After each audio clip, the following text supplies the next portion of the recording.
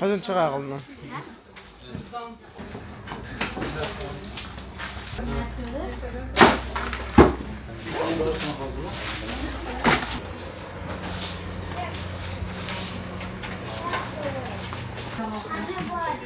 Hüseyin, verin olsun. 2-3 tane kareli.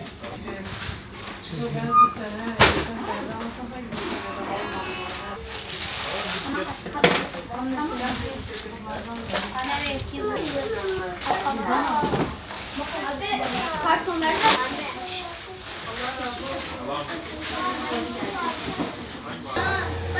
benim buradan ben.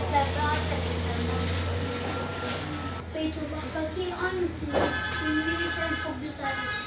Hangisi? Bak. Bak. Çok yoktu ben. Sağ olun hocam, Allah razı olsun. Tamam, al.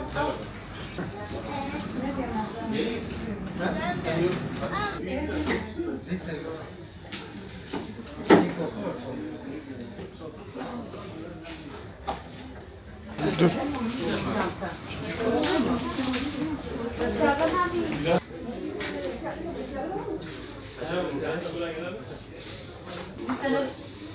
Lise yok.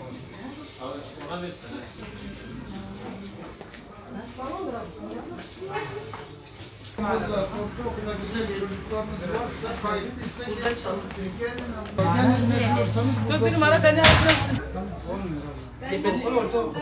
Bak mesaj attınız yanınız sertifikayı yarın. sizin Allah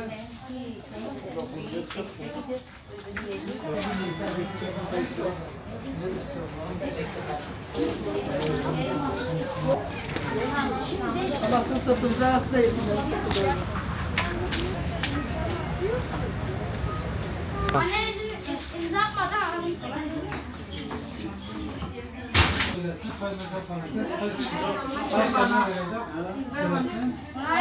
O benim sana getiriyor.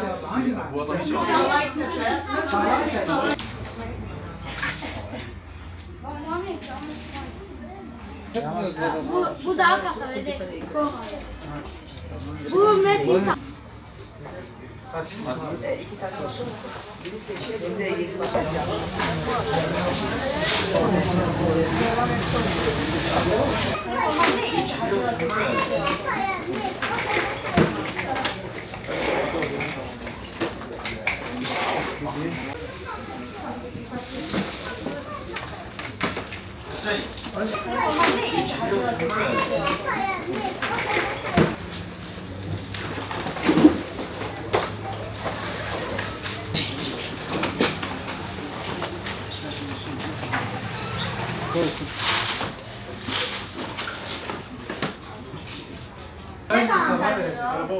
Mustafa. Efendim oğlum.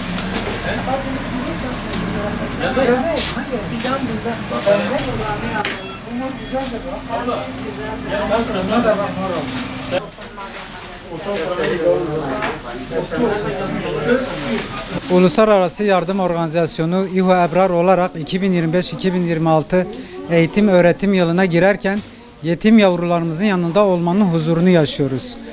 Onlara defter, kalem, çanta gibi ihtiyaçları ulaştırarak eğitim yolculuklarına küçük de olsa bir katkı sunmak istedik. Çünkü biliyoruz ki bir çocuğun hayali yarınlarımızın umududur. Bu destekler hayırsever kardeşlerimizin gönülden verdiği emek ve dualarla mümkün oldu. Her bir bağış bir çocuğun gülümsemesine, bir yüreğin umutla dolmasına vesile oldu. Rabbimiz bu hayırda payı olan tüm kardeşlerimizden razı olsun. Yetimlerimizin duası dünyamızı aydınlatsın, ahiretimizi bereketlendirsin. Gelin yetimlerimizin elinden tutmaya hep birlikte devam edelim. Allah herkesten razı olsun.